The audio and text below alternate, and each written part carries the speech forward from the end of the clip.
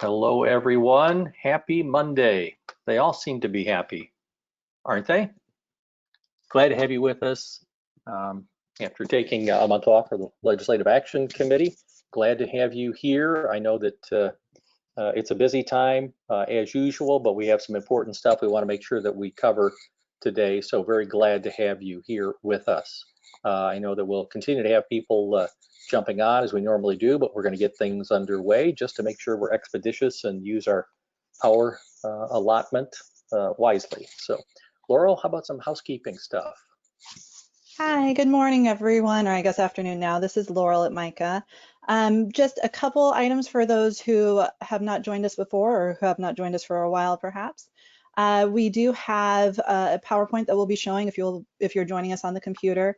This is available as a handout, as a PDF. There are a lot of links embedded in this that obviously you can't access with the PowerPoint as we present it, but those are in the PDF, so you should be able to access those links and go to the resources we're discussing if you download the handouts. And that's available on the dashboard of your GoToWebinar app under the handouts box.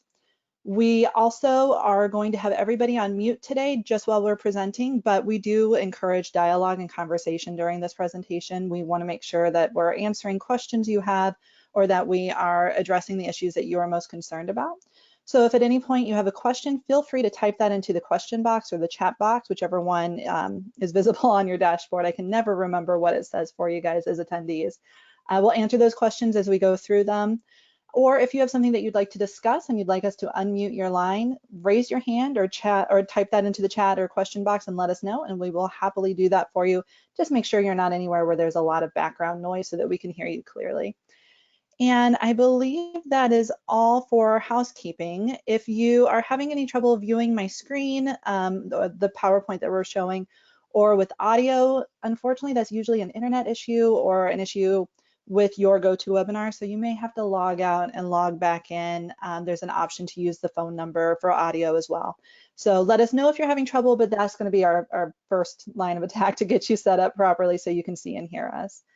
But I think that's it for me.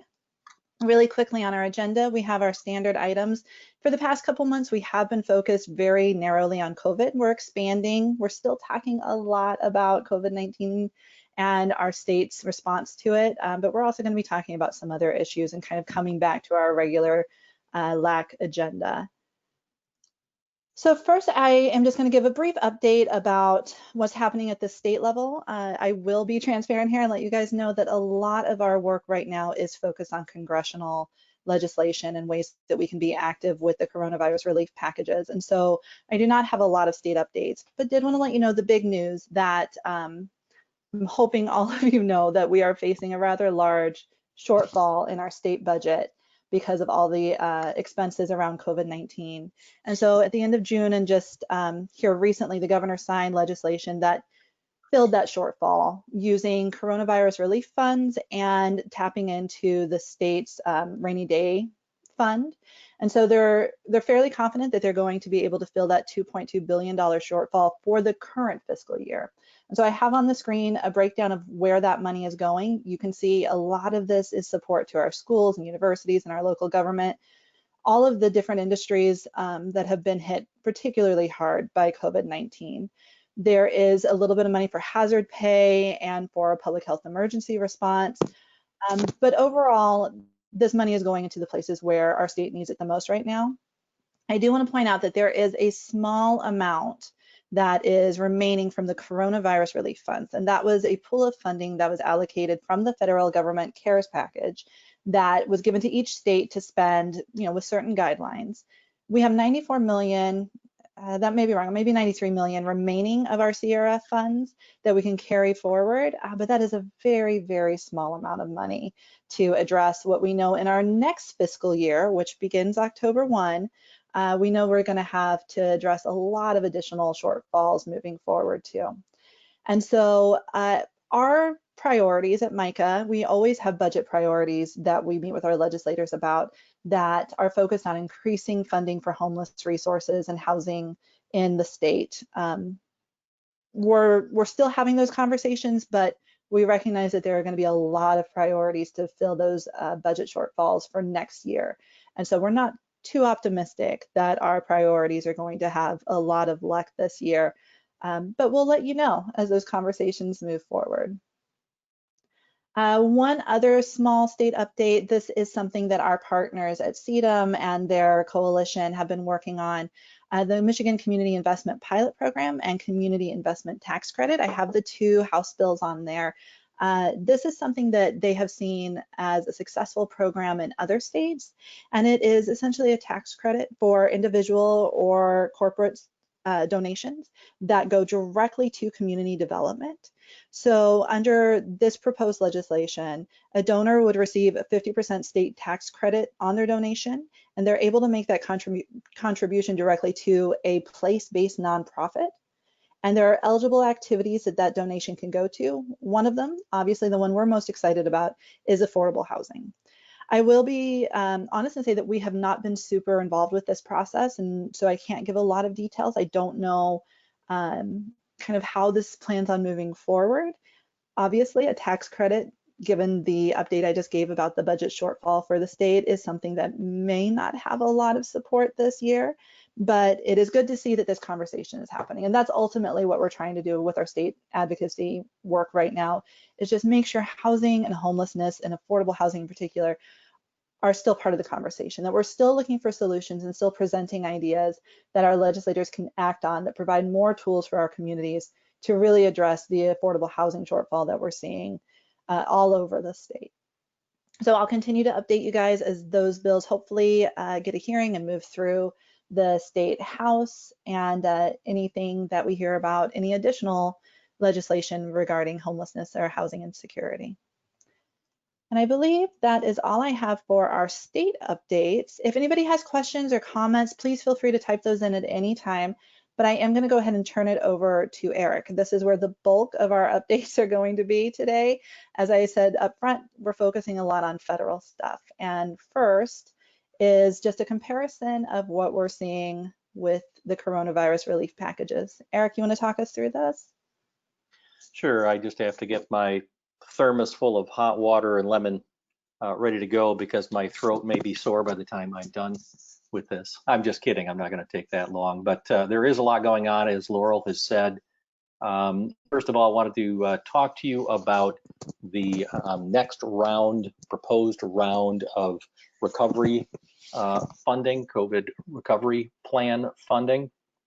As most of you know, the House did pass the HEROES Act back in May. The Senate took more time, ostensibly wanting to wait to see how things shook out from the CARES Act. But what we found is that it was kind of put together quickly and seemed to be a little disjointed, and it differs greatly from the HEROES Act. The Senate's version is called the HEALS Act. I don't know if that is a good name or not compared to HEROES, but it is what it is. And I just wanted to walk through some of the differences between the HEROES Act and the HEALS Act, because again, they're vastly different, and they will require a significant amount of negotiation between the two chambers to be able to come up with something that's going to be acceptable to both sides. So starting with what we think is a key provision in any act, the rent relief. The HEROES Act has $100 billion set aside and largely focused on the Emergency Rental Assistance and Rental Market Stabilization Act. The Senate has $3.3 billion, not quite the same, and that's looking specifically at lost income for current housing choice voucher, public housing, and rural rental assistance tenants. So a very, very modest amount, and largely looking at housing choice voucher and public tenants. The other element that we think is really important is the eviction moratorium. The HEROES Act establishes a national uniform moratorium, while the HEALS Act does not make reference to that. We also are looking at homelessness funding. In the HEROES Act, $11.5 million through the Public Emergency Shelter Act to help assist with the purchase of PPEs, et cetera, relating to service providers that are affected by COVID-19. The HEALS Act has nothing. Public housing and housing choice vouchers, again, another important tool in our toolbox at the community level. $13 billion for public housing and 100,000 new emergency HCVs. The new emergency housing choice vouchers would be time limited, I believe 3-year time limit on them. The HEALS Act does not include that. As far as unemployment goes, there's also a discrepancy between the two chambers. The House is looking at a continuation of the $600 per week federal incentive to be added to unemployment, and the Senate was looking at a $200 a week as opposed to the current $600 a week. And so there is a vast difference there. We have heard that there is some movement going on. The Senate may be somewhat amenable to looking at a higher figure than the 200 that they included in their act, but that's part of the negotiations. The stimulus dollars, the EIP that everybody received in the first, or excuse me, in the CARES Act round of funding would be $1,200 again for adults and I think $500, well, $1,200 for adults and dependents. And then the Senate is just replicating what was included in the CARES Act of $1,200 for adults and $500 for dependents. And so there is a little bit of a difference there, but again, providing that to help support folks who are in need. Eric, this is Laurel. I want to chime in really quickly. I heard you pause when you got to the 11.5 million for homelessness funding. I apologize. That should be billion. Okay. Sometimes I have these carved into my memory and sometimes I don't. So I was pausing because I was not sure. That did not seem correct. But yes, 11.5 billion. Thank you, Laurel. I'll correct that on materials we send out, everyone. I apologize. Actually, I'm just testing our quality control. Laurel, you have done an excellent job. You passed the test, you can keep the job. So that's an quick overview of the two and how they relate to each other. Again, the House and the Senate will be coming together to negotiate, and the key question will be, will we see a compromise that will include a number of the items that we are looking at the HEROES Act as being really key components to any legislation that would come forth for Recovery Act third round of funding. So moving on, here's some information for you that kind of walks through some things that we think are important with respect to the next federal relief package. And we also have some, so basically giving you some ammunition so that you can have conversations about this with others to make sure that they understand that it's a priority and why it's a priority. And we want you to be thinking in terms of how you can get involved. Hashtag RentReliefNow is a way that you can do that. The National Low Income Housing Coalition is moving forward that effort. I would like you to be considering that. We also were very active with members of Congress at this point in time, as Laurel had referenced earlier. We want to make sure that they continue to hear the message about the resources that we think are very important to continue the work that we're doing at the local level. So there's the list with contact information. We would encourage you all to be thinking about reaching out. Again, you've got that information in the previous slide that kind of lays some things out, but we'd like you to have that communication, and that's something that would need to be done quickly because they are in the negotiation stages. They need to continue to hear the messaging of why it's important.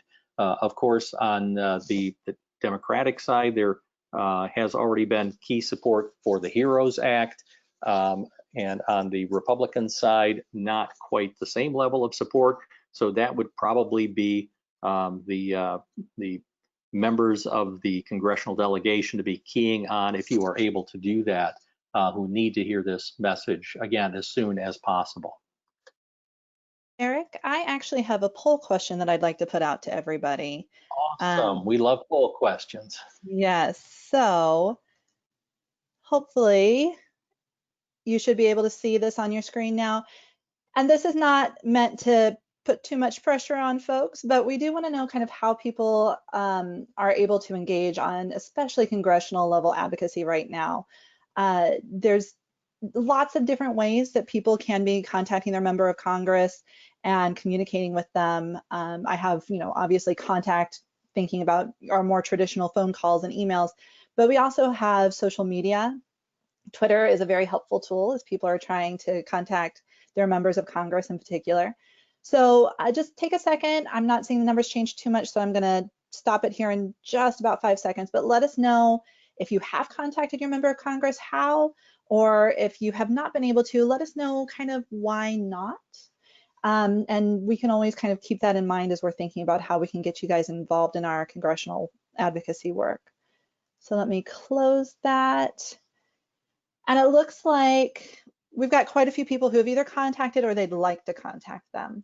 So the materials that we had, let me go back here, make sure you guys are able to see this screen with all of our materials. These are things that we created and that we are making available for folks who would like to either share on social media or have a reference point for when they call or email their member of Congress.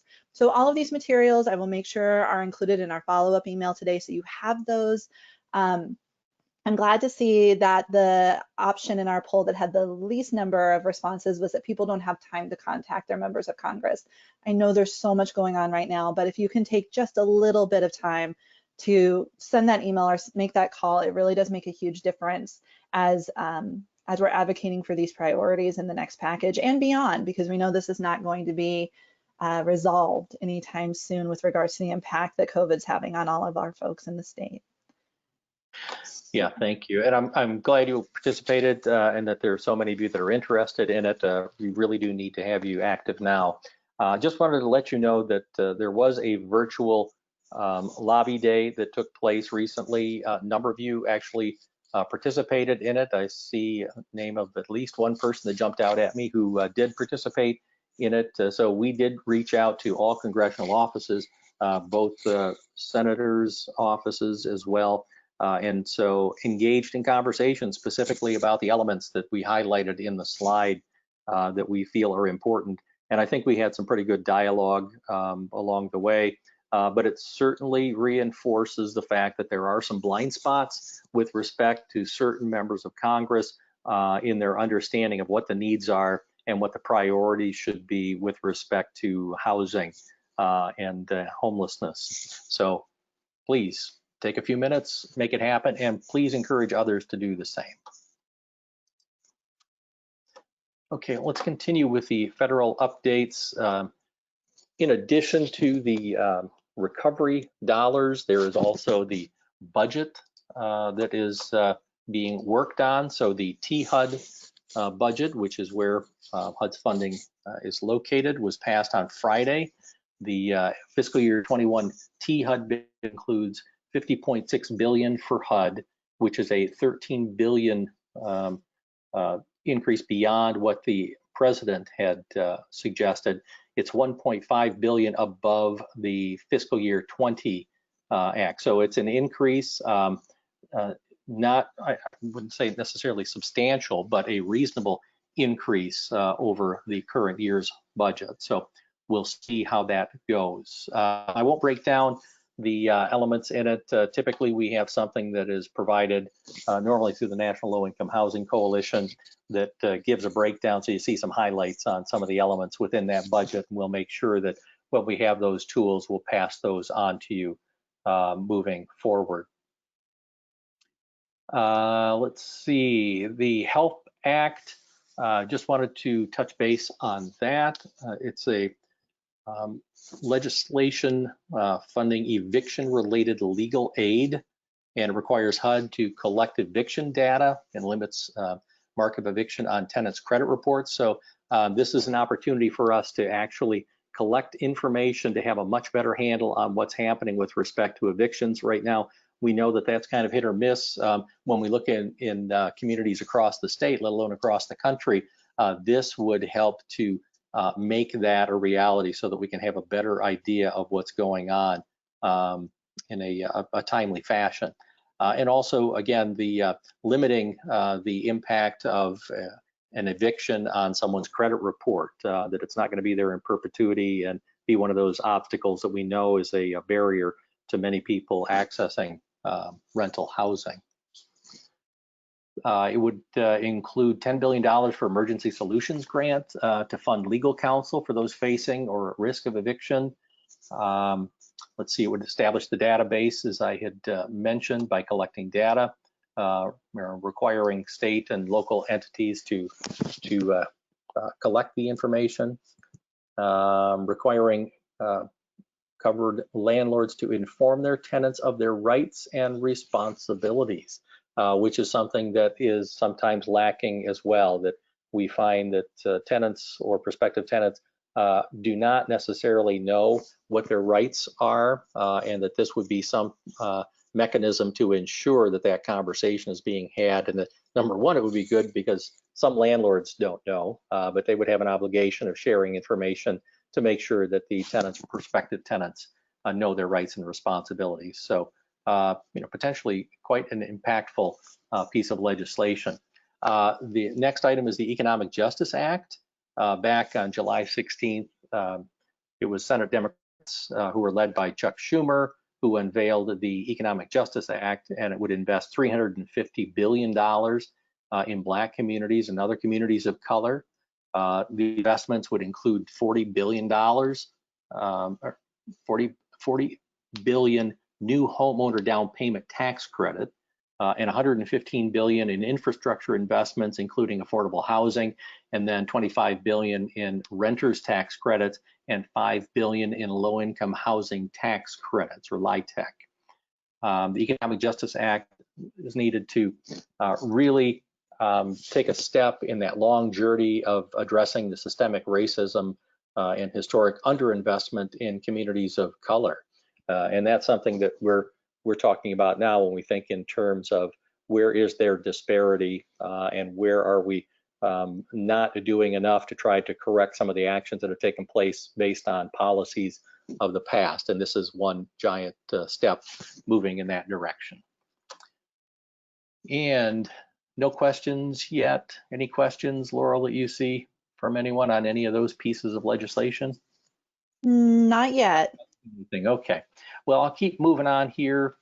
Again, trying to get through it as quickly as possible, but I did want to touch on something that has been discussed for some time, and that is the AFFH termination. It was put out for public comment. I can't remember when that wrapped up, but at this point, HUD has definitively ended that rule. And so I wanted to make sure that we touched on that. That was something that was enacted back in 2015 through the Obama administration, and that's part of the 1968 Fair Housing Act. And in essence, what it was doing was, holding folks at the local level accountable for ensuring that they are analyzing housing discrimination and segregation, and coming up with plans to address any deficiencies that are seen. So it was a method of proactively looking at what's happening in communities and requiring that they assess it and put together a plan of action. And that would then relate to eligibility for federal funding. So that has been rescinded.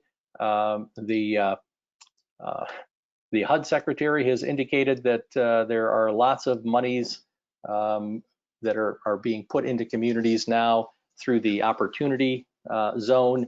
I'm not sure if that's true. If anybody knows of any housing related projects that are being funded through opportunity zones, please let me know. I would like to be more aware of that. Also wanted to touch base on then related to that, preserving community and housing choice, which is part of the change in the act, and that's something that the HUD secretary was focusing on. Again, he's talking about trying to find other ways of making sure that we're affirmatively furthering fair housing. So it's a brand new rule, and it is looking at fair housing is including safe, decent, free of unlawful discrimination and accessible through the civil rights laws, but it does not proactively require that communities look at any disparities that have taken place and to rectify those through formal plans. So enough said on that topic. HUD proposed rule change, the equal access in housing in HUD programs, regardless of sexual orientation or gender identity. For anyone who's been working in communities that operates a shelter or is aware of shelters that would have been affected by this rule, that also has fallen by the wayside. Well, it hasn't fallen by the wayside. We're anticipating that will be the next to fall by the wayside. It's open to the public review process right now, and so public comments can be made through September 22nd. We would encourage anyone that has thoughts about that and how it may impact your communities to please reach out in written form and to submit your comments. And Laurel, I'm going to ask you to speak on the Housing Saves Lives campaign, because I don't have much to offer on that one because I'm not as familiar with it. So is that something that you could speak to? Yeah, it is the kind of most visible campaign in response to this proposed rule change. And it really provides a lot of great resources for folks who are pushing back against this essentially anti-transgender approach to shelter. And it has lots of data points, lots of good talking points. It's also a way for you to be able to submit your comments. There are obviously opportunities to do it through the official federal registrar, but the Housing Saves Lives campaign website also provides a very easy opportunity to submit your comments. And just wanted to make sure people knew about that because it is a good resource and a good opportunity. And I just want to echo Eric here that this is something that does have a direct impact, especially when we look at the youth who are experiencing homelessness around the country and in our state. We do see a higher number of LGBTQ individuals, and so we want to make sure that we are doing right by those who are experiencing homelessness and facing additional barriers with trying to access shelter. So that's all I have about the campaign, Eric. Just wanted to make sure people knew it was a resource that was available to them. And again, all of these links are going to be available in the PDF or in the resources that I send out as follow-up. Very good. Thank you, Laurel. I'm looking for questions.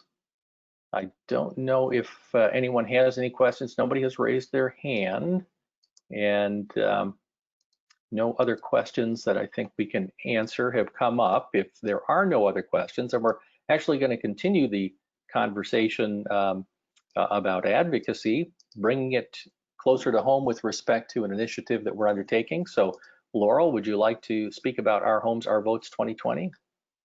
Yes, and I am very, very excited about this initiative. We have been fortunate enough to receive grant funding from the National Low Income Housing Coalition, or NLIHC, to participate in their Our Homes, Our Votes 2020 campaign. This is election work, nonpartisan 501c3 work that is focused on voter registration, voter education, and candidate engagement. So what I have on the screen right now is just a link to the NLIHC campaign and a very helpful set of tools that people can access when they're thinking about how they can get involved with voter registration and candidate engagement in their community, and particularly through your organization or agency. And on that note, I have another poll question for folks. And this one, again, is just to try and gauge where people are right now. Hopefully this shows up on your screen here in just a second if it's not there already. But we're looking to know, oh, excuse me. Let me try that again. Okay, so trying to understand where people are in terms of thinking about the election. If you don't know, tomorrow is Michigan's primary, and so that is kind of the first way for people to be involved in our election as our activities are ramping up. But the general election in November is not very far away either, and so there's a lot of different opportunities that people have. Oh, I just realized I'm showing poll results, not the actual survey. Oh no, I messed up. Eric, you gotta fire me now. Okay, so never. I will follow up with information about this, but what I was trying to gauge here, and I'll go ahead and eliminate that, was what kind of activities folks were participating in. So if you were doing voter registration drives, either through your own staff or by bringing in external capacity, there are lots of different organizations doing voter registration work right now. If you were posting information about voter registration education, if you were actually engaging with your candidates in your district, or if you had plans to participate by taking your guests or your clients with your agency to the polls or helping them with their absentee ballot requests and submissions this year. So if my fancy poll had worked, you would have been able to tell us what you were doing. But I'm going to assume that all of you at least are thinking about the election this year. I know COVID-19 has taken up a lot of time, and so it is very likely that even if you had hoped to do activities around the election this year, you're not able to because of capacity issues. And so some of the things that we're trying to do here at MCAH is understand how we can help you with that capacity. We think it's very important that we are supporting our communities in trying to get what is historically a rather disenfranchised population with those who are experiencing homelessness or housing insecurity. How can we get them engaged in this process? First, obviously, is getting them registered to vote, but then also talking to them about the value of voting and their role in the electoral process, and then also bringing this information to our candidates and making sure that they are thinking about issues with regards to homelessness and housing insecurity.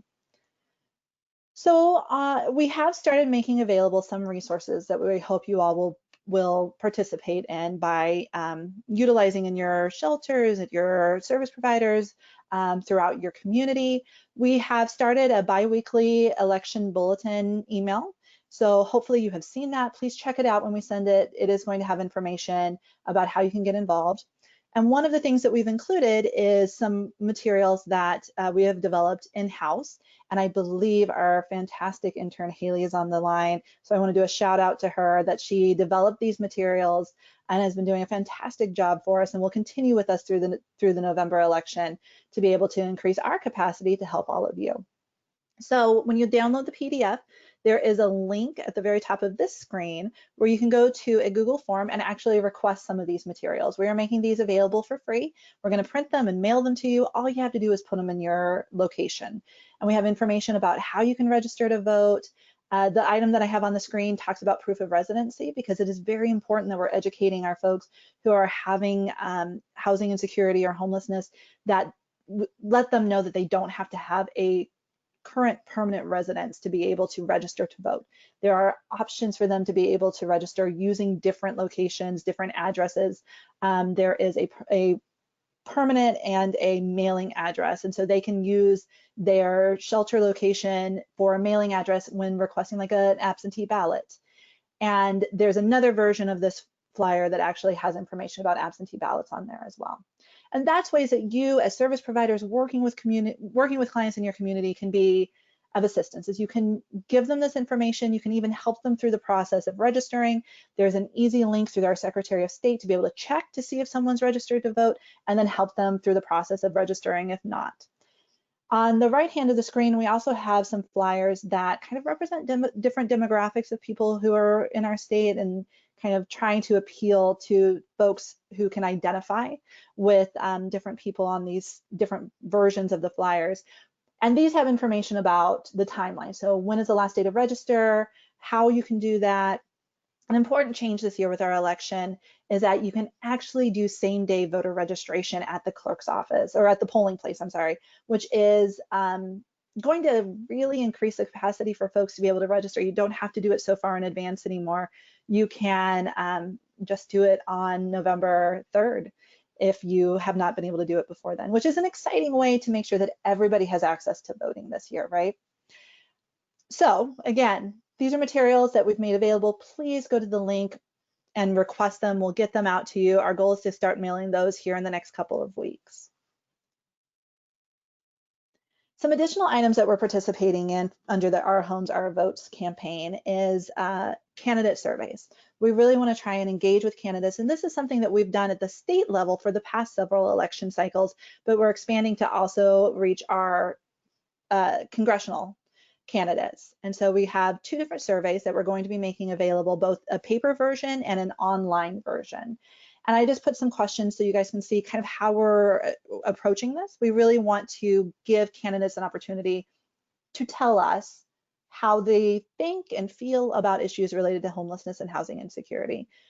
So we do present just some open-ended questions to allow them to tell us what they know and where they stand on issues. But then we also have several questions where we list items and we ask them to rank or identify their priorities, such as the last question: if elected, which of these potential solutions to preventing and ending homelessness would you support? And we have a rather large laundry list. And what this does is it allows us to have conversations with our candidates early. And then it allows us to go back after the election and say, hey, you said that these were the priorities that you would want to put forward. Let's talk about how we actually make that happen. And when I say we, I'm not just talking about us at MCAH. Our goal is really to get this information into your hands as well. And so some of you may have already plans to engage with candidates and you have tools in place that allow you to collect this information or have these conversations. But we also know some of you don't have those opportunities and you haven't been able to do that in the past. So as we collect these surveys and are able to compile them into a really user-friendly version of results, we're going to be sending them out to you. And we're going to be doing that through the COC and the LPBs and asking you to then take that information and use it. And we're hoping that you'll be able to have meetings with your candidates now and then after the election and really start building that relationship. And I realized that I actually have a space to put the links for the candidate surveys for the state and federal versions, and I don't have those on the screen. So those will also be sent out in the follow-up. Because the other way that you can get involved is not only to take that information once it comes back to you, but to be proactive in collecting that with us. We had a really good response rate with our state candidates last election in 2018. But we didn't reach everybody. And so we know that there is a much higher likelihood of response when a candidate gets a request from you, their voters. And so we're going to ask you guys to actually send them these surveys, the link to the online version and the PDF, so that they can fill it out and send it back. And that's going to be so helpful as we try to reach to all of the different districts around the state. And so other ways that you can get involved in this work, we know that there are local ballot initiatives that are happening right now. Congratulations to Ann Arbor that just had their city council approve the ability to put the ballot initiative, the question on their ballot in this election. But we don't know about others that are out there. So please let us know if you have a ballot initiative related to housing, affordable housing, or homelessness funding, anything that's going to impact the population that we're all working together to serve. We would love to be able to elevate those issues and talk about them at the state level and just bring that into our narrative about why we should be talking about housing and homelessness in this election cycle.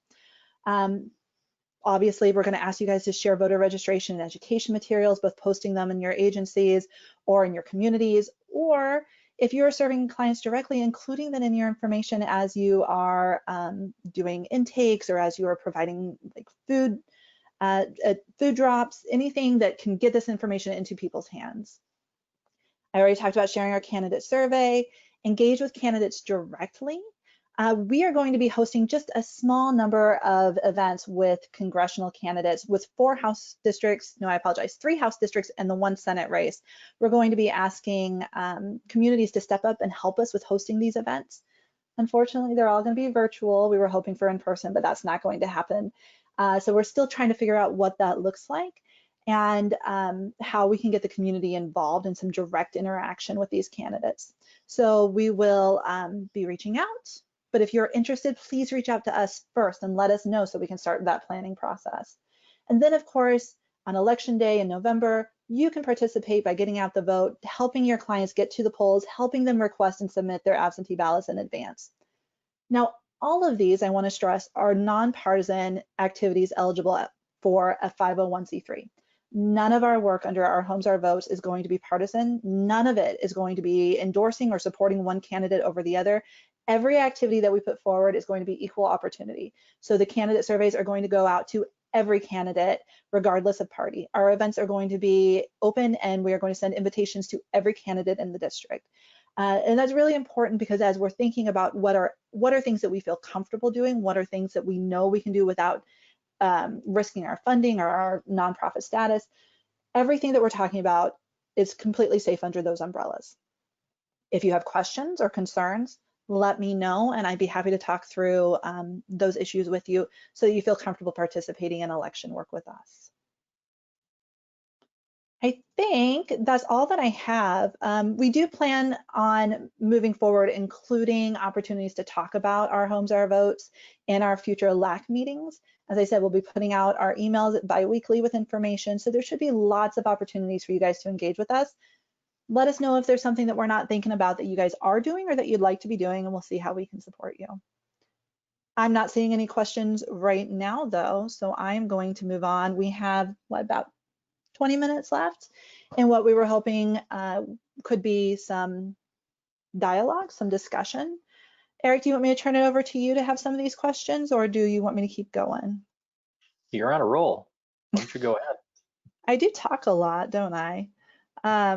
Okay, so the first thing that we kind of want to chat with you guys about is how things are going, and specifically how things are going with your reactions and your response to opportunities that are arising from COVID-19. So I do have another poll question, and hopefully this time I do it correctly. But you all should be aware of the eviction diversion dollars that have been distributed through MSHDA or are going to be distributed through MSHDA, and the EDP programs that are being asked, that you all are being asked to participate in. One thing that we're really curious about is how that funding, how far it's going to go for you guys.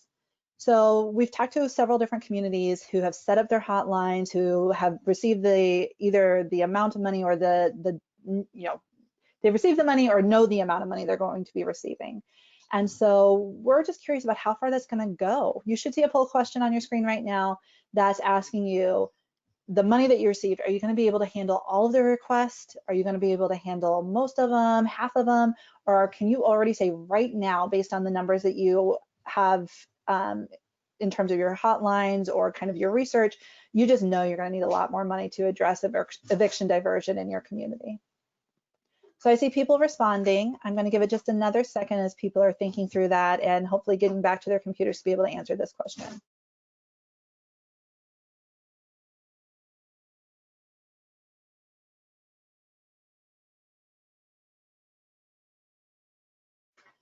Okay, I'm going to go ahead and close this, and let's see. All right, so pretty well split. Looks like some people are rather optimistic that the funding they receive is going to do pretty well for their community, but definitely seeing some folks say that they're going to need significant more funding to be able to serve everybody, which isn't very surprising, I should say. We know that there's going to be, now that the moratoriums have lifted, we know there's going to be quite a few people facing evictions and needing some support. So I don't have anything else about that other than just kind of want to open the floor to folks to see if they want to chime in about how things are going. We know that eviction diversion programming is old hat for some of you. For some of you, it's brand new. So if you have a question or a comment, feel free to type that in. And if you want to actually speak, raise your hand or let us know via the chat or question box, and we can unmute you as well. Laura, we did have a question as well that came from Amanda. This is a very good question, very timely.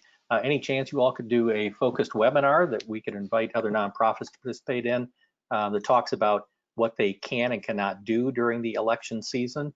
Because of the fear that some nonprofits have, which you alluded to about previously, about not wanting to jeopardize their nonprofit status, et cetera. But thinking in terms of what kind of tools are we providing to folks in the field, particularly if we're asking them to be involved in advocacy, to making sure that they know what they can and can't do is a pretty important part of that. So I know, Laura, we've talked about some type of training that would assist, but this is another piece of training I think that we might want to be kicking around as well. Yes, that's an excellent point. Thanks, Amanda. And we are planning a series of webinars that are going to cover a couple different topics around the election. I think that's absolutely one that we'll either incorporate into one we're planning or that we can do as a standalone. So thank you for that. If other people have ideas about things that they would be curious to hear more about, shoot us an email, send it in the question box. We are developing those educational opportunities now. So we would definitely love to hear kind of ideas from all of you about what would be helpful. And I'm not seeing any comments about evictions. So I'll go on. People feel free to go ahead and send us information, questions, or comments as we go to the next item. But I do want to kind of be mindful of time, and there are a couple things that we just want to have on people's radars and see how things are going. We've heard from a couple different communities now that with the long waits to get into local Secretary of State offices, that people are having difficulty accessing state IDs. As hopefully all of you know, we were very excited to get legislation at the state level passed that would waive the fee for individuals experiencing literal homelessness to access their state ID. But then COVID hit, and people are no longer able to do that online, or they can't get into the Secretary of State's office to actually get that ID right now either. And we are hearing that that's causing a hiccup in terms of people being able to access housing resources. I know that some communities have found workarounds. I'm hearing others are just waiting that long time to be able to get clients in. So I'm wondering how others have been experiencing this, if they have had difficulty with getting IDs for their guests and clients, or if they have found a workaround for being able to get access to resources even without an ID. And I don't have a poll question on this because it's kind of open-ended, but if people want to take a second and let us know kind of how that's going for them, we're trying to get meetings with the Secretary of State to be able to see if there are other options for getting people easier access to both their IDs and that fee waiver, which we know is so important. And as people are processing that, I am going to just tee up the next item, which is the framework for an equitable COVID-19 homelessness response. This is something that NAEH and several, it's a coalition of national partners have been working on, thinking about how our communities can respond to COVID-19, but do so in an equitable way that really addresses the racial disparities that we're seeing in our communities. So I know that we've had some presentations in the state and that some communities have actively been discussing this. Just want to put it out there. If you haven't seen this link, I encourage you to go to this site and learn more about this framework. If you have, and it's something that your community is participating in or starting to make plans around, I'd love to hear what those are. I'd love to know what kind of barriers you're facing or what kind of concerns you have around that. Those are all things that are going to be really helpful for us as we think about a statewide approach to recovering from COVID and doing so in that equitable way. And so, Eric, it looks like maybe we got a comment or a question. All right. Let me get down to it. Oh, I've got it here. So, okay, I'm seeing a couple different communities responding that IDs have been an issue. Okay. So I think what I'm going to do, because it looks like people have been acknowledging the issue, but not necessarily figuring out the workaround, in my follow-up today or tomorrow when I'm able to send this out, I'm going to ask folks if they'd be interested in kind of discussing this further offline and seeing if we can make some progress around the IDs and the access to housing resources without an ID, see if we can figure out ways that we can work around some of this or gain better access. So thank you for those of you who commented and let us know that it has been an issue for you locally. I think we're just going to have to follow up with that. All right. And Eric, I am not seeing any other comments. This is always the awkward part of our LAC call because it's hard to kind of put out a lot of questions and give people time to think about the response. So I'm going to pause, Eric, and see if you have anything that you want to chat about or any questions that you have for folks. Thanks for putting me on the spot. No, I don't, though if we want, we can start doing some updates from the field while people are thinking about possible questions or comments they wanted to share. Are you okay with us moving into that realm? Absolutely. And sure. This is just another one of those opportunities for people to chime in. But yeah, this is, you know, our pause in our report out to just have space for you guys to tell us what's happening locally. This would be a great time. Yeah, there are some things, of course, we know that are happening. We referred to what's happening in Ann Arbor with the ballot initiative that's going to be taking place. I think that's really important. It would be nice to know if any other communities have undertaken anything similar to that, anything relating to funding or any other issues that may help increase the availability of affordable housing, et cetera. Please share with us. And if you're not able to do that here, you can also follow up by email.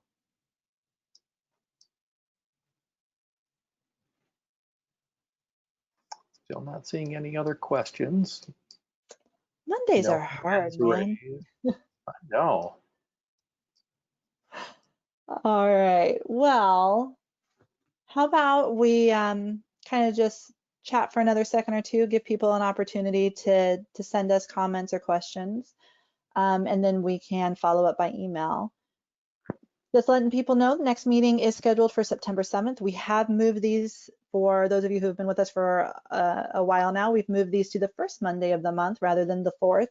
So the next meeting, September 7th, same time, same format. Come prepared to chat with us. Let us know what's happening locally. Let us know kind of what you're encountering from that advocacy or lobbying perspective of what needs you have, how we can be helpful in elevating those to the state and federal level, how we can empower you guys to have a stronger voice, or learn from you, because a lot of you are doing really amazing work that we could definitely learn from as well. And I do see someone's raised a hand, Amanda. I am gonna go ahead, oh no, I'm sorry, Alexandria. I'm gonna go ahead and unmute you and see if you would like to say something. All right, Alexandria, I have unmuted you, but you have to unmute yourself if that's something that you're still interested in doing. No speaker. No mic, all right. I apologize then. If there's something that you wanted to say, go ahead and let us know. Well, Amanda had something important to say, and that's that September 7th is Labor Day. Yeah, it is. So most people may be off that day. So do we have to potentially revisit that date and let people? Yeah, this happens to me every time. I always miss it. So yes, we'll take a look at that. We'll either push it back or we'll just skip September, though I imagine there's so much going on that we won't want to do that. So yes, I will reschedule that and send out the notice as soon as possible so everybody can move that on their calendars. Thank you to all of you who caught that. Everybody's paying attention to their calendars and holidays, Eric. I'm seeing that at least. All right. Next meeting, not September 7th. We'll let you know when it is. And I think that's all for us then. Eric, any final thoughts or comments? No, just thank you all for your time. There is an awful lot going on, and we want to make sure that you are informed about the things that are happening. And again, let you know that there are opportunities to be engaged in this dialogue. Again, at the federal level, it's really imperative to reach out to members of Congress. So please get out there and do that. So thank Thanks, you everyone. all. We will see you at the next meeting, whatever date that may be. Yes. Take care all. Bye, everyone. Have a good week.